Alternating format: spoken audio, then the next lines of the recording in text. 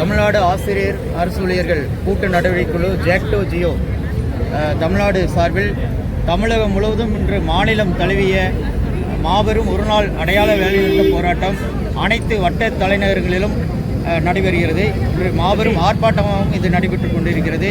இந்த மாபெரும் வேலை நிறுத்தத்தில் தமிழகம் முழுவதும் 5 லட்சம் அரசு ஊழியர்கள், ஆசிரியர்கள், பணியாளர்கள் இதில் கலந்து கொண்டு தங்களுடைய 10 அம்ச கோரிக்கைகளை அரசுக்கு மீண்டும் வலிமையாக எடுத்துரைத்திருக்கிறார்கள். அந்த வகையிலே தமிழகம் முழுவதும் இருக்கக்கூடிய 6 லட்சம் அரசு ஊழியர்கள், பணியாளர்கள், ஆசிரியர்களுடைய வாழ்வாதார கோரிக்கையாக இருக்கக்கூடிய தன் பங்கேற்பு ஓய்வு திட்டத்தை ரத்து செய்து மீண்டும் பழைய ஓய்வு திட்டத்தையே வழங்க வேண்டும் என்பதுதான் எங்களுடைய பிரதானமான முக்கியமான கோரிக்கையாகும். இதன் மூலமாக கிட்டத்தட்ட ஒரு 50,000க்கும் மேற்பட்ட பணியாளர்கள், ஆசிரியர்கள், ஊழியர்கள் பணி நிறைவு பெற்றுவிட்டார்கள். அவர்களுக்கு ₹1 கூட கிடைக்காத நிலையிலே அவர்களுடைய என்கேஎஸ் என்று அழைக்கக்கூடிய மருத்துவ காப்பீட்டை கூட இந்த அரசு இந்த 30 ஆண்டுகள் பணியாற்றி இருக்கக்கூடிய 40 ஆண்டுகள் பணியாற்றிய அரசு ஊழியர்கள், ஆசிரியர்கள், பணியாளர்களுக்கு வழங்க மறுத்திருக்கிறது. அதாவது தன் பங்கேற்பு ஓய்வு திட்டத்திலே பணி நிறைவு பெற்ற ஆசிரியர்களுக்கு தங்களுடைய ஊதியத்திலே பிடித்தம் செய்யப்பட்ட தொகை மட்டும்தான் இதுவரை கிடைக்கப்பெற்றுள்ளது. எனவே இந்த அரசு மாண்புமிகு முதலமைச்சர் அவர்கள் தங்களுடைய தேர்தல் அறிக்கையிலே 2021ஆம் ஆண்டு தெரிவித்திருக்கிறார்கள். அந்த தேர்தல் அறிக்கையிலே கூறியதைப் போல உடனடியாக சிபிஎஸ் திட்டத்தை ரத்து செய்து தமிழகத்திலே இருக்கக்கூடிய லட்சம் ஆசிரியர்கள், பணியாளர்கள், ஊழியர்களுடைய வாழ்வாதாரத்தை மேம்படுத்த தமிழக அரசு உடனடியாக போர்க்கால அடிப்படையிலே இந்த அறிவிப்பை வழங்கிட வேண்டும். அதே போல இன்று ஆசிரியர்களுக்கு தகுதி தேர்வு என்கின்ற நிலையிலே அதாவது பின்னோக்கிய தீர்ப்பினை அதாவது உச்சநீதிமன்றம் வழங்கியிருக்கிறது. ஏற்கனவே 2011க்கு முன்னால் பணி நியமனம் செய்யப்பட்ட ஆசிரியர்களும் தகுதி தேர்வு எழுத வேண்டும் என்கின்ற நிலைப்பாடு ஏற்பட்டுள்ளது. ஆனாலும் இதுவரை தமிழக அரசு மறுசீராய்வு மனுவை தாக்கல் செய்திருக்கிறது. ஆனாலும் 2017ஆம் ஆண்டிலே வந்திருக்கக்கூடிய அந்த சட்ட திருத்தத்தை திருத்தம் செய்தால் மட்டும்தான் 2011க்கு முன்னால் இருக்கக்கூடிய அனைத்து ஆசிரியர்களுக்கும் மிகப்பெரிய பயனாக இருக்கும். அந்த வகையிலே மத்திய அரசு மூலமாக ஒரு சட்ட திருத்தத்தை தமிழக அரசு அவர்களுக்கு அழுத்தம் கொடுத்து சட்ட திருத்தத்தை கொண்டு வர வேண்டும் என்று இந்த மாபெரும் வேலைநிறுத்த போராட்டத்தின் வாயிலாக தெரிவித்துக் கொள்கிறோம். அதே போல சாலை பணியாளர்கள், அது மட்டுமல்ல அங்கன்வாடி பணியாளர்கள், கிராமப்புற செவிலியர்கள், சத்துணவு பணியாளர்கள், அதேபோல் கிராமப்புற ஊர்ப்புற நூலகர்கள், அதேபோல கிராமப்புற உதவியாளர்கள் இவர்களுக்கெல்லாம் இதுநாள் வரை தொகுப்பூதிய முறையிலே ஊதியம் வழங்கப்பட்டு வருகிறது. எங்களுடைய பிரதான கோரிக்கையாக கடந்த 20 ஆண்டுகளாக வரையறுக்கப்பட்ட ஒரு ஊதியத்தை இவர்களுக்கு வழங்க வேண்டும் என்றால் அடிப்படை நிலையிலே அடிமட்டத்திலே இருக்கக்கூடிய ஊழியர்களாகும் இவர்களுடைய அற்புதமான பணியின் காரணமாக தான் தமிழக அரசு மிகச்சிறந்த ஒரு நிர்வாகத்துக்கான விருதினை மத்திய அரசிடமிருந்து பெறுகிறது. அதே சமயத்திலே கீழ்நிலையில் இருக்கக்கூடிய இந்த பணியாளருடைய ஊதியம் என்பது மிக மிக ஒரு குறைவான ஊதியமாக இருக்கின்றது. சத்துணவு ஊழியர்கள், அதே போல செவிலியர்கள் உள்ளிட்ட அனைவருக்குமே வரையறுக்கப்பட்ட ஊதியத்தை வழங்கிட வேண்டும். அதே போல சாலை பணியாளர்கள், இரவு பகல் பாராது வேலை செய்யக்கூடிய சாலை பணியாளருடைய 41 மாத ஊதியத்தை பணிக்காலம், அந்த போராட்ட காலத்தை பணிக்காலமாக இந்த அரசு அறிவிக்க வேண்டும். ஏனென்றால் சாலை பணியாளர்கள் முழுமையாகவே இப்போ இருக்கக்கூடிய ஆளும் அரசின் மூலமாக நியமிக்கப்பட்டவர்கள். ஆனாலும் இந்த அரசு அவர்கள் மீது பாராமுகமாக இருப்பது வேதனைக்குரியதாகும். அது மட்டுமல்லாது இந்த ஆசிரியருடைய உயர்கல்வி என்பது பேரறிஞர் அண்ணா காலத்திலே 1971ஆம் ஆண்டு வழங்கப்பட்ட அதாவது உயர்கல்வி என்பது ஆசிரியர்கள் தங்களுடைய உயர்கல்வியை உயர்த்தும் பொழுது மாணவர்களும் அந்த கல்வியிலே பயனடைகிறார் என்பதுதான் பேரறிஞர் அண்ணாவினுடைய அந்த அரசாணையாகும். அப்படிப்பட்ட அரசாணை டாக்டர் கலைஞருடைய ஆட்சி காலம் வரை, அதே போல கடந்த 2020 வரை அந்த ஊதியத்தை பெற்று வந்தோம். இன்று ஊதியம் என்பது கிட்டத்தட்ட 2 லட்சம் ஆசிரியர்களுக்கு மறுக்கப்பட்டிருக்கிறது. எனவே இந்த அரசு ஊதியத்தை ஆசிரியர்களுக்கு மீண்டும் உயர்கல்விக்கான ஊதியத்தை வழங்கிட வேண்டும். அதே போல இடைநிலை ஆசிரியர்கள் 55,000 இடைநிலை ஆசிரியர்களுக்கு மத்திய அரசுக்கு இணையான ஊதியத்தை நாங்கள் தருவோம் என்று மாண்புமிகு முதலமைச்சர்கள் தனது தேர்தல் அறிக்கையிலே தெரிவித்திருக்கிறார்கள். எனவே அந்த 55,000 இடைநிலை ஆசிரியருடைய வாழ்வாதாரமாக இருக்கக்கூடிய மத்திய அரசுக்கான இணையான ஊதியத்தை இந்த அரசு வழங்கிட வேண்டும்.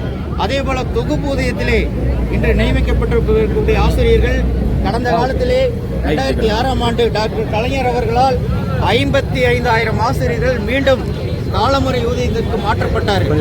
ஆனால் இன்று இருக்கக்கூடிய அரசு ஊழியர்கள், பணியாளர்கள் உள்ளிட்ட அனைத்து பகுதியிலுமே, அனைத்து அலுவலகங்களிலுமே அவுட் சோர்சிங் முறையிலே தொகுப்பூதியத்திலே மற்றும் அந்த முறையிலே ஆசிரியர்களையும் பணியாளர்களையும் நியமித்து வருகிறது.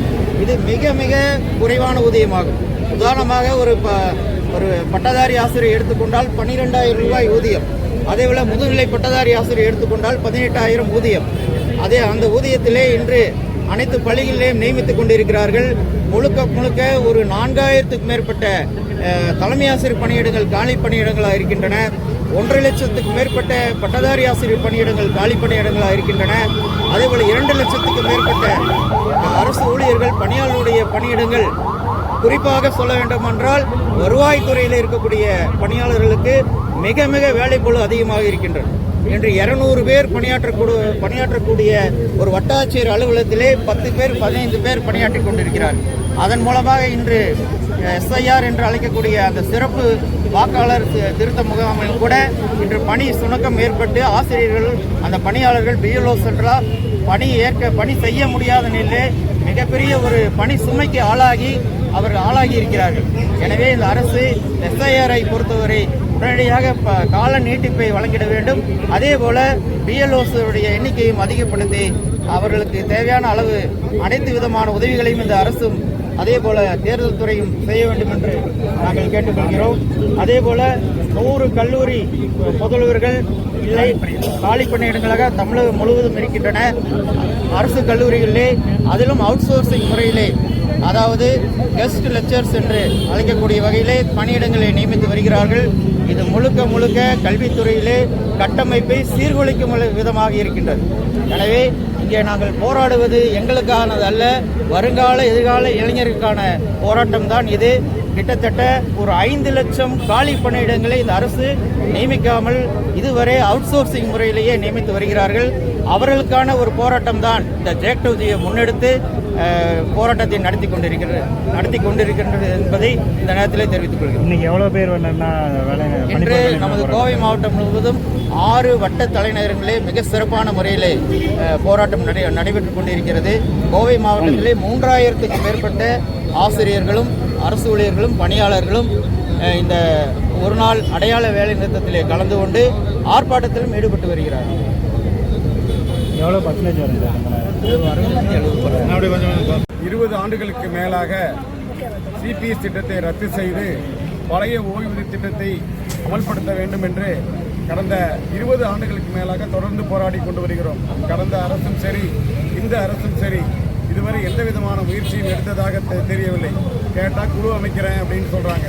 குழு அமைத்து குழுவே ஒரு குழு அமைக்க வேண்டிய சூழ்நிலைகள் உள்ள இந்த நிலையில் கடைசி கட்டமாக வேறு வழியின்றி இந்த தமிழக முதல்வர் அவர்கள் கடந்த கால நடந்த போராட்டங்களில், கடந்த அரசு இருந்தபோது நடந்த போராட்டங்களில் அவர்களாகவே உங்களுடைய திட்டம் கோரிக்கை நியாயமானது, நான் ஆட்சிக்கு வந்தால் நிறைவேற்றுவேன் என்று கூறியதால் மட்டுமே அவரை வலியுறுத்தி 4.5 ஆண்டு காலம் அவர் செய்யாமல் யார் செய்வார் என்று கூறியதை கேட்டு நாங்கள் தொடர்ந்து அவர்களை வலியுறுத்தி வந்துள்ளோம். ஆனால் கடைசியில் ஆட்சி முடிய போகிற நேரத்தில் இனி யார் செய்வார்கள் என்று தெரியவில்லை. அதனால் கடைசி கட்டமாக இந்த ஒரு நாள் அடையாள வேலை நிறுத்த போராட்டத்தை அறிவித்துள்ளோம். தமிழக முதல்வர் எங்களது நியாயமான, உண்மையான, உணர்வுபூர்வமான இந்த கோரிக்கைகளை கனிவுடன் பரிசீலித்து உடனடியாக மாநில அமைப்பாளர்களை அழைத்து பேசி இந்த CPS திட்டத்தை ரத்து செய்து இன்னும் பழைய ஓய்வூதிய திட்டத்தையே அமல்படுத்த வேண்டும். கடந்த 2 மாதங்களுக்கு முன்பு இந்த ஓய்வூதிய திட்டத்தை பற்றி ஒரு குழு அமைத்தார்கள்.